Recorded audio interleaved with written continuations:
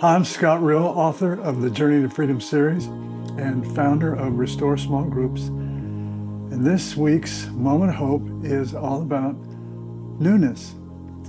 And what I like to think of is making a new beginning, or even a better phrase from Dr.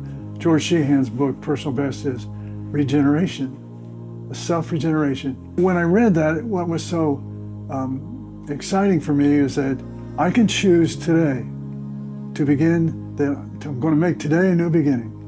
That it does not matter what even happened this morning or anything in the past, I can choose now to find a rebirth. And I love the idea of a rebirth because, matter of fact, I've had this new saying this year that today is my rebirth day. Today is my rebirth day. And it can be yours. And it just takes a change in our attitude and the concept of a new start. From here I make a new beginning, and a whole new attitude can grow from that. I cannot change the past, but I can actually take mistakes I've made in the past, struggles I had in the past, and successes I've had in the past, and use all that to start right here in a regeneration and a new birth. So I'm going to use that. So it's like taking that from a positive stance of, I'm going to learn from all that, and that's where we get wisdom. And I have more wisdom today than I've ever had in my life because I've lived so much life and I've learned. But you can't gather wisdom, you can't gain wisdom if we're just going to continue to do the same thing over and over, expecting a different result. As we say, that's the definition of insanity. So it all begins with a change of attitude, a change, a redirection of my mind. This week, I'm going to focus on becoming. And one of the things that Dr. Sheehan talked about in his book that really struck me, he says that the key to happiness is this regeneration. It does require a rebirth. It does require a new start.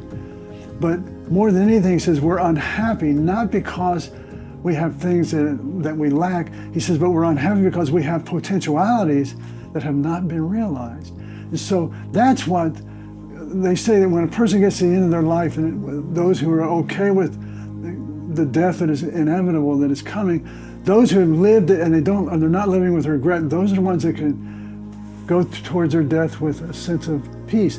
But those of us who have not lived the life that we wanted, and we're struggling with regret of potentialities, the things that we wish we would have done differently, what we could have really been, those are the people who struggle. So let's choose today.